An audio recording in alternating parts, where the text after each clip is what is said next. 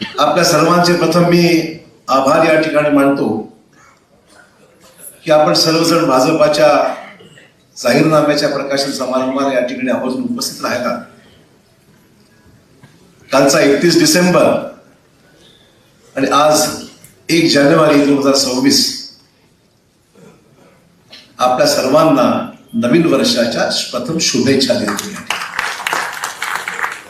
हे नवीन वर्ष आपल्या सर्वांना, संपूर्ण महाराष्ट्राला, देशाला सुख समृद्धीचं, विकासाचं आणि येणाऱ्या 5 वर्षात संकल्प जो आपण केला आहे त्याची पूर्तता करण्याकरता आपल्या सर्वांचं सहकार्य मिळावं या अनुषंगाने या ठिकाणी आपल्याला शुभेच्छा देतो आणि आपल्याकडूनही शुभेच्छेची अपेक्षा या ठिकाणी मी करतो. मित्रांनो, आजचं माझं वक्तव्य या ठिकाणी सुरू करत असताना 2 महत्वाच्या चांगल्या बातम्या आपल्या कानावर घालायची माझी इच्छा आहे. प्रथम बातमी म्हणजे जपानला मागे टाकून भारत जगातील 4थी अर्थव्यवस्था आता झालेला आहे. जागतिक पातळीवर हा विक्रम पंतप्रधान मोदीजींनी भारताला $5 ट्रिलियन अर्थव्यवस्था करण्याचा स्वप्न त्यांनी पाहिलं. आता आपली अर्थव्यवस्था $4.18 ट्रिलियन वर आलेली आहे. म्हणजे 2030 पर्यंत जर्मनीला मागे टाकून जगातील 3री अर्थव्यवस्था होण्याचा केंद्र सरकारचा निर्धार हा त्यातला स्पष्ट होतोय आणि आज भारत त्या दिशेने पुढे चाललाय, अतिशय वेगाने चाललेला आहे असं मी म्हटलं चुकीचं नाही. आणि दुसरी आनंदाची बातमी जी आपल्याला मला द्यायची आहे, ज्यासाठी मनापासून मी स्वप्न पाहिलं होतं आणि जे काम मार्गी लागतंय मला दिसतंय, ते म्हणजे नांदेड जालना समृद्धी महामार्गाचं काम अतिशय वेगाने सध्या सुरू आहे. आपल्याला संभाजीनगर मार्गे मुंबईला जायला 7 ते 8 तासामध्ये जाण्याचा मार्ग आता जलद गतीने सुरू झालेला आहे. मी तो सांगायचं तात्पर्य एवढंच आहे, चांगलं काम नांदेडमध्ये होत आहे, चांगलं सांगण्याकरसारखी आहे, चांगलं बोलतो ते करून दाखवतो.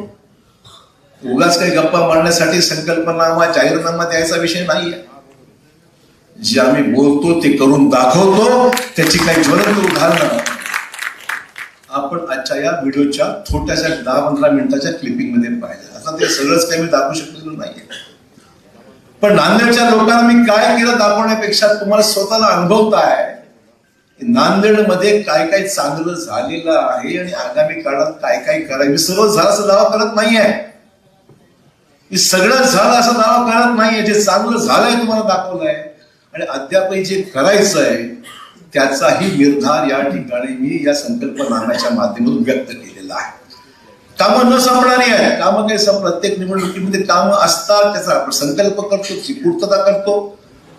पण मतदारांना अशोक चव्हाणांनी कधी फसवलेलं नाही हे मला या ठिकाणी मुद्दाम स्पष्ट केलं.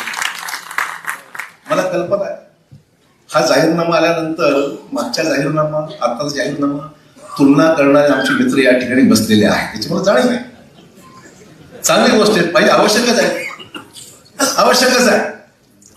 परंतु तुम्हाला अनुभव आहे, आतापर्यंत जे विचार करून बोललेलो आहे, एकतर कुठल्या कमिटमेंट देत असताना मी फार विचार करून देतो, पण एकदा कमिटमेंट झाली ती प्रामाणिकपणे पाळणारा अशोक चव्हाण तुमच्या समोर उभा आहे. आणि म्हणून मला नांदेडच्या लोकांना विनंती करायची आहे, हे जी निवडणूक आहे ही विकासासाठी जी आपली भूक आहे ती भूक कोण पूर्ण करू शकतो, कोण त्याची पूर्तता करू शकतो, ही जाणीव करून त्याची पूर्तता करून पुढची 5 वर्षाचा निर्धार नुसता व्यक्त करून नाही, प्रत्यक्ष अंमलबजावणी ज्याची आपल्याला करायची आहे त्यासाठी ही सगळी या ठिकाणी आपण केलेला प्रामाणिक प्रयत्न आहे. काही उदाहरणं महत्वाची द्यायची, बाकीची भरपूर उदाहरणं आहेत, परंतु काही महत्वाचं उदाहरण द्यायचं म्हणजे आता नांदेडमध्ये 5 ते 6 ठिकाणी विमान सेवा सुरू झाली. विचार करू शकतो आपण, विचार करू शकत होतो का नांदेडमध्ये एखादं कधी विमान यायचं, एखादं जायचं, चार्टर यायचं? विमानतळाची गरज काय तोही दिवस आठवतो मला. पत्रकारांना कदाचित संकल्प काढा, मागचे कात्रण काढा. अशोक चव्हाण फक्त येतील जातील विमानाने, सामान्य माणसाला का उपयोग होता? आज नांदेडहून 500 माणसं जातात आणि 500 माणसं येतात. ही आज ज्यांनी टीका केली त्यावेळेस 15 वर्षापूर्वी त्यांना आपण दाखवलं पाहिजे की थोडी तरी दुरुस्ती त्यावेळेस आम्हाला होती म्हणून झाला ना. ज्यांनी ज्यांनी विरोध केला त्या विमानतळाला ते आज रोज बॅगा घेऊन पुण्याला चाललेले आहे. हे पाहिलं का आपण? चांगली गोष्ट, मला आनंद आहे. आज तरी जाणीव आपल्याला आहे की नांदेड मधला माणूस पुण्याला जातो, आता मुंबईला जातो. 1 तासात मुंबई, 45 मिनिटात मुंबईत पोहोचतो. बँगलोरला जातो, अहमदाबादला जातो, हैदराबादला जातो, दिल्लीला जातो, हिंडन विमानतळावर स्ट्रेट गाझियाबादला. आणि आगामी काळामध्ये नांदेडचा माणूस आमचा गोव्याला सुद्धा नवीन वर्ष साजरा करण्याकरता नक्की जाऊ शकेल अशा प्रकारचे माझ्या मनामध्ये खात्री. सुखरूप परत येईल गोव्यावर, काळजी करू. परंतु सांगायचं तात्पर्य एवढं आहे की नांदेडहून विमान सेवा ही कधी विचार केला होता का? जागा मिळण्यात अडचणी, म्हणजे एक एक निर्णय तुम्हाला मुद्दा अडथळ्यांची शर्यत कशी पार पाडावी लागते, एक एक जम मारत जावं लागतं. विमानतळाला संकल्प त्याला मिळाला, अडथळे त्याला मिळाले, स्टे वरिष्ठ पातळीवर सगळे प्रश्न खूप झालं. मी उदाहरण सांगे, आता ही वेळ नवीन वर्षाची पण चांगली सुरुवात करायची आपल्याला. नवीन वर्षाची चांगली सुरुवात केलेली मागचं सोडून देऊ आपण. तो सांगायला मला आनंद आहे. नांदेडच्या विमानतळावर 5 विमानं एकदम उभं राहिलं, मला खूप आनंद होतो. काय चाललंय, उत्तम चाललंय की नाही. 5च्या 5 विमानं आमची चाललीत अहमदाबादला, दिल्लीला, मुंबईला, हैदराबादला, बँगलोरला. अरे बँगलोरला मला वाटतं बँगलोर चालते की नाही विमान. बँगलोरचं विमान फुल चाललंय, अहमदाबादचं विमान फुल चाललंय. बँगलोरला शिकायला IT हब आहे, लोक तिथे नोकरी करायला. मी काही गेलो बँगलोरला, लोक मला भेटली म्हणून कसं काय चाललं बँगलोर. ते म्हणजे IT हब आहे, नोकरी लागली मला बँगलोरला आणि म्हणून मी बँगलोरला चाललो. मला बँगलोरचं विमान चांगलं चाललं पाहिजे, पण IT हब माझं नांदेडला पण झालं पाहिजे, ही माझी प्रामाणिक इच्छा आहे. माझा जो मुलगा आहे, माझे जे बांधव आहेत, माझे जे विद्यार्थी आहेत, यांना आता बाहेर नोकरी करण्याकरता गरज पडू नये. नांदेडच्या नांदेडमध्ये आपल्याला रोजगाराची संधी उपलब्ध करून द्यावी लागेल, आपल्याला जागा उपलब्ध करून द्यावी लागेल, कारखाना आणावे लागतील. हा आमचा पुढचा महत्वपूर्ण आपला हा निर्धार राहणार आहे की ज्यामध्ये आपल्याला नांदेड एक विकसित केंद्र, विकसित शहर म्हणून आपल्याला आगामी काळात पाहायचं आहे. वंदे भारत सुरू झाली आपली, चाललंय आपण संभाजीनगरला 2.5 तासात पोहोचतो. मुंबईपर्यंत जायला 10 तास लागतात. आमचा प्रयत्न वंदे भारत हैदराबादला सुद्धा गेली पाहिजे.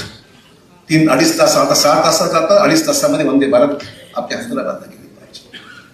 कनेक्टिव्हिटी वाढली पाहिजे. हायवे झाले, स्टेट हायवे झाले, नॅशनल हायवे झाले, शहरातले उत्तम रस्ते झाले.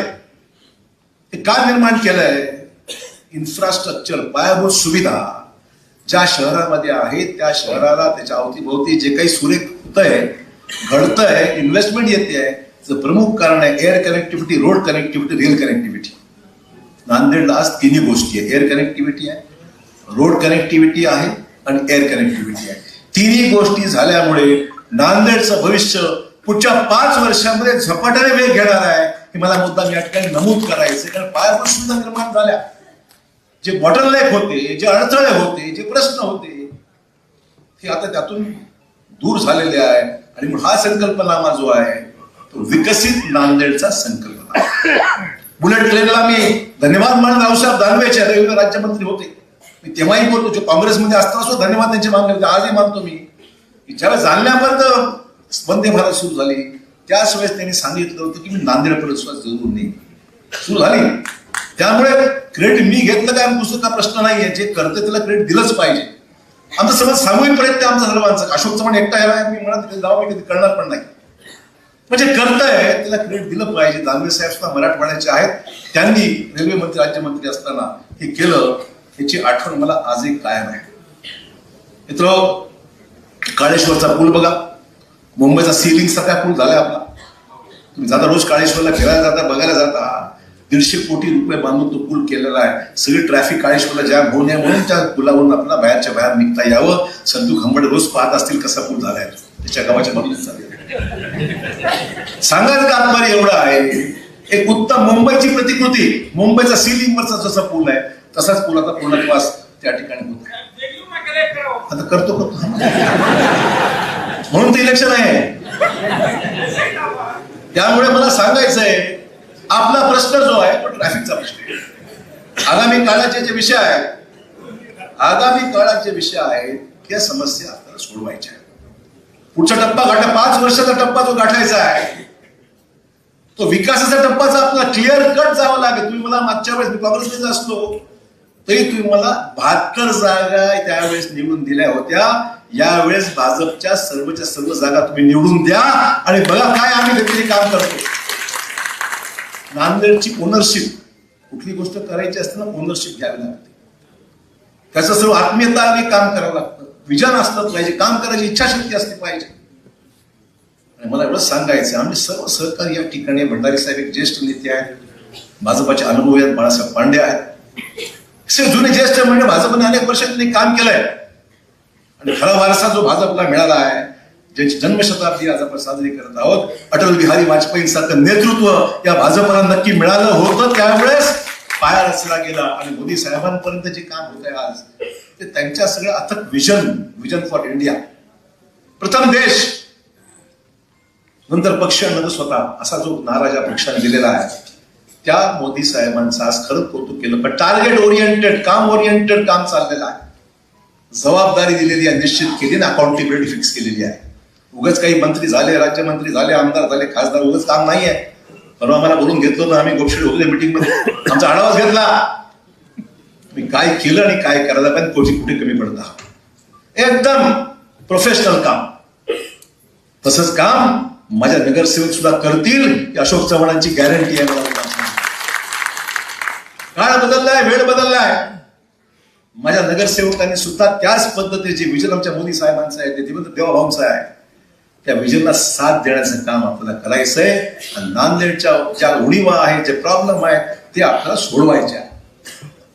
आज नांदेडमध्ये समस्या देखून नाक्याची तो पूल आहे, मंजूर आहे. आता तुमचे जे सुरू झाले काम आपल्या समृद्धी महामार्गाचं, जालना ते नांदेड ते जालना संभाजीनगर मार्गे, त्याचा सुरुवात जी होणार आहे ती देगलूर नाक्याच्या बाफनापासून सुरू होऊन तसा तो पूल जाणार आहे.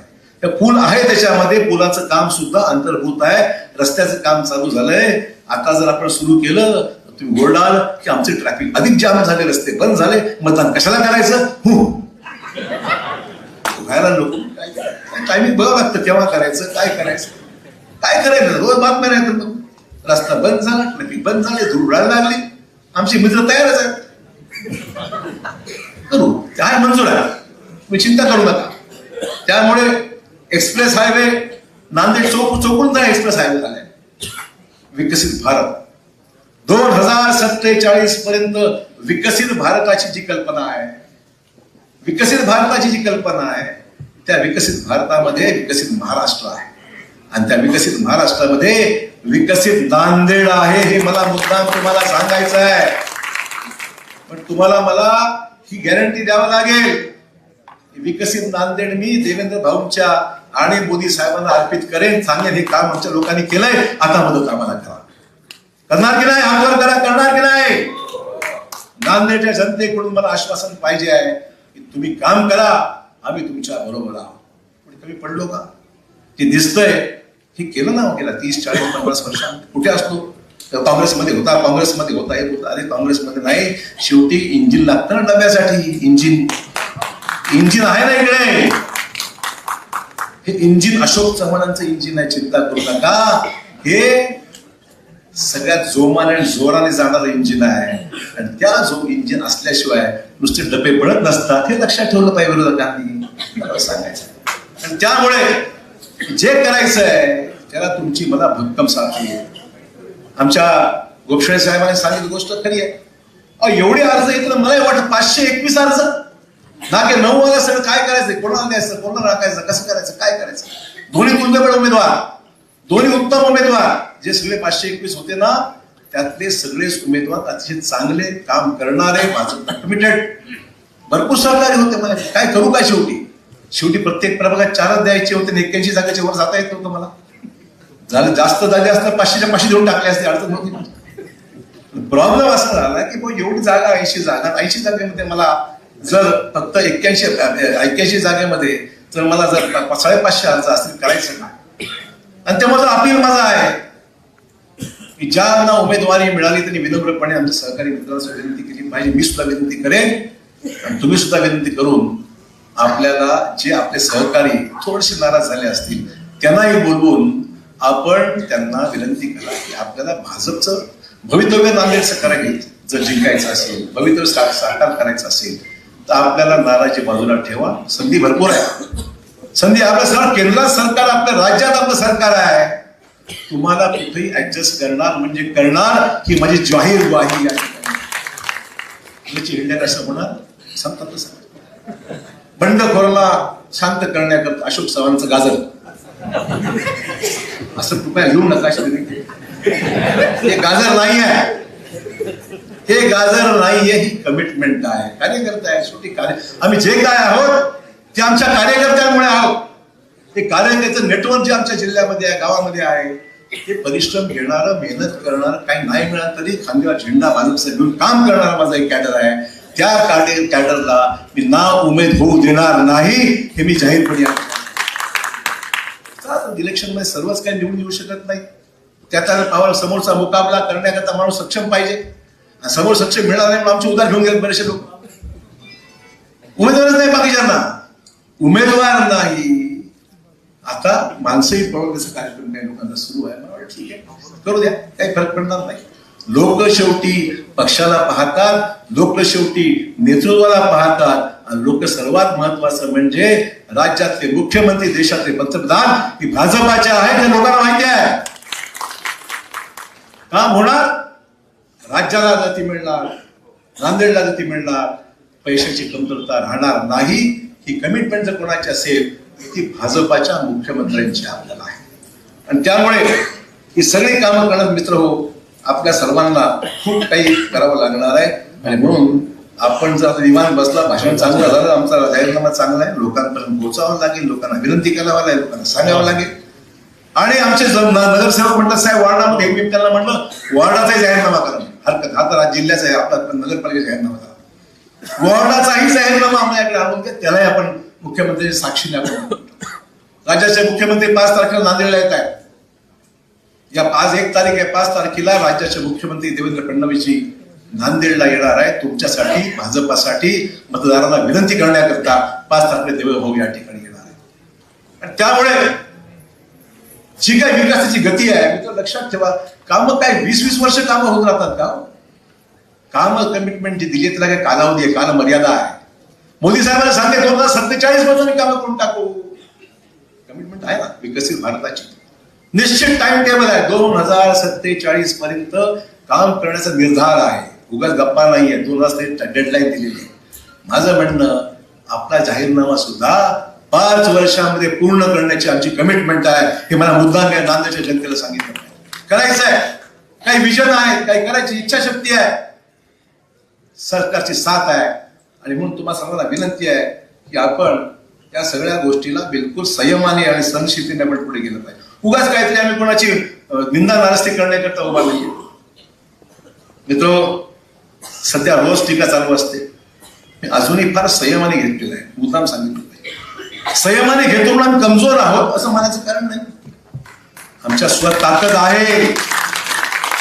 संयमाने घेतो. आमचे काही कमिटमेंट आहेत, आमचे काही काम करण्याचे राजकीय इच्छाशक्ती आहे. राजकारणात स्थिर राहिला पाहिजे, टिकला पाहिजे. कुठे नाट्य आरोप करायचे. अरे बघा नांदेडला झकाझक झालं की शिवाजीनगरचा रस्ता, माझ्या घरचा रस्ता नाही तो. मेन रोड जरी तुम्ही पाहिला, नांदेडची रोषणाई आणि तिथे पाहिली संकुलं पाहिली तर ती संकुलं मुंबई बँगलोरला राजवणारं इतकं सुंदर काम आपल्या शहरामध्ये दिसतंय. त्याच्यामुळे शॉपिंग सेंटर झाले, मॉल झाले. आणि त्याच्यापेक्षाही महत्वाचं काय झालं असेल तर बेरोजगारांच्या हाताला काम मिळालंय. जा त्या डिपार्टमेंट स्टोअर मध्ये, मॉल मध्ये जा, विचारा. काम करणारी 70-80-90% माणसं नांदेडच्या महिला आहेत, मुलं आहेत जे नांदेडच्यासाठी काम करतात. पैसे त्याला तिथे मिळत आहेत. 700-800 लोक काम एका मॉलमध्ये 700-800 6 मॉल जर पकडले तर आपण विचार करा 3-4 हजार लोक त्या ठिकाणी काम करतायत. कमी झालं का? ते कोणाच्या घरचं आहे काय? अजिबात नाही. काम करतायत, नोकऱ्या मिळत आहेत. टीका करण्यामध्ये एवढं सांगायचं आहे, तू शौक से मेरी झूठ शिकायत कर, तू शौक से मेरी झूठी शिकायत कर, लेकिन एक बात हमेशा याद रख, फिर कभी हाथ मिलाने का मौका आए तो तुझे खुद पर शर्म महसूस ना हो.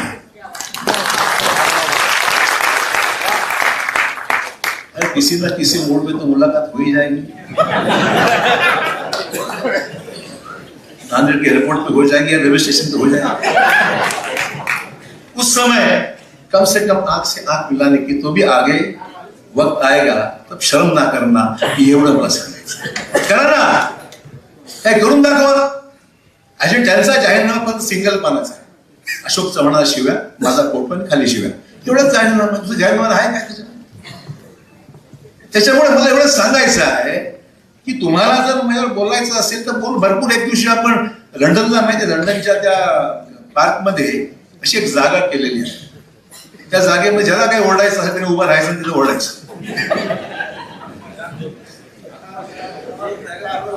तुमच्या तुमचं जे हिस्सा आहे ना, त्या क्वीन एलिझाबेथचं तिथे बकिंगहॅम थोडी जागा मला लक्षात नाही, त्या उद्यानाच्या बाजूला. ती मी विचारलं तिथे, ते म्हणे इथे ज्यांना ज्यांना काही ओरडायचं आहे ते त्यांना तिकडे उभं राहून ओरडायला संधी आहे. आपण तसं करावं वाटतं. नांदेडला एक करावं, रोज काय गरजच नाही ना. रोज रोज ह्याला त्रास द्या, चालून नांदेड बातमी फ्रंट पेजला टाक, म्हणजे सेकंड पेजला टाक, नांदेडच नाही ना. तिकडे उभं राहायचं, ज्याला जे वाटतं ते बोलायचं आवश्यक. तेव्हा तशा पद्धतीने काहीतरी करावं, या नवीन संकल्पने राहून गेलं ते सुद्धा, अशी माझी मनापासून इच्छा आहे. त्यामुळे जाऊ दच्ची सोडून द्या. मुद्दा पुढचा असा आहे, आज अनेक पक्ष निवडणुका लढवत आहेत. कुठे MIM लढतंय, कुठे काँग्रेस लढतंय, कुठे MGP लढतंय, कुठे दुसरी काय पक्ष लढतंय. मला काय जिकडे तिकडे अशोक चव्हाण, इकडे पण अशोक चव्हाण, काय संबंध आहे? त्यांना ती मतं त्यांच्याकडे हवी म्हणून माझं नाव वापरायचं. MIM काय पहिली वेळ आहे का? अनेक वेळ लढले. आम्ही काँग्रेसमध्ये असताना तो MIM लढलं होतं ना. आम्ही काँग्रेसमध्ये असताना सुद्धा MIM लढलं होतं. त्याला MIM आम्ही उभं केलं होतं काँग्रेसवरून. हा कार्यक्रम जो चालू आहे विरोधामध्ये, काहीतरी लोकांना सांगाय, त्यांना शाश्वती नाही आहे की त्या ठिकाणी त्यांना मदत कशी मिळते, हिशोबच नाही आहे. शेवट पण उमेदवार सापडले नाहीत अनेकांना. आणि मग हे अशोक चव्हाणांचे MIM त्यांचं आहे, मग ते MGP त्यांचाच आहे, अमुक पक्ष त्यांचाच आहे. एवढाच कार्यक्रम चालू आहे. आणि ते लोकांमध्ये मला एवढं सांगायचं लोकांना की तुम्ही आता संभ्रमात राहू नका. काय फरक पडत, कोण उभं राहायचं राहू द्या, कोणाला काय. शेवटपर्यंत युती व्हावी शिवसेनेशी आम्ही प्रयत्न केला. शिवसेनेची युती व्हावी शेवटपर्यंत प्रयत्न केला, नाही म्हणत नाही. सोबत 8 ते 10 जागा देण्याची तयारी आमची होती. रिस्पॉन्स शेवटपर्यंत नियोजन नाही, रिस्पॉन्स नाही, चर्चा नाही, ठीक आहे. त्याला स्वारस्य नाही आणि त्याचं ठरलं होतं आमचे सुटले की त्याने घ्यायचे. एवढाच कार्यक्रम ठरला, ते आम्हाला माहित होतं. आम्ही सोबत ठीक आहे, 8 जागा, मग तुम्ही 25 आणि 30 जागा आम्ही द्यायच्या कशा? आमच्या माणसाला भाजपमध्ये असलेल्या माणसाला जागा द्यायच्या कुठे? शक्य आहे काय? तो अन्याय मग माझ्या 8 लोकांवर झाला, 10 लोकांवर झाला असता, तो 25 लोकांवर झाला असा अन्याय म्हणजे समन्वयातून करायची इच्छा होती, पण त्याला ते मान्य नव्हतं. जाऊ द्या, ठीक आहे, झालं सोडून द्या. त्यामुळे मला सांगायचं एवढंच आहे, हे सगळ्या गोष्टी हे झालेलं आहे आणि आमचं कोणाशीही काही हे नाही आहे. आणि जे लढतात ते लढू द्या. आम्ही कोणाच्या बद्दल उभं केलंय, कोणाला काय केलं असं अजिबात विषय. आमचे उमेदवार भाजपचे आणि आठवले साहेबांचे जे उमेदवार आहेत त्यांना पूर्णपणे आम्ही ताकद लावू. आणि त्यांच्यासाठी हे सर्व आमचे कार्यकर्ते आहेत.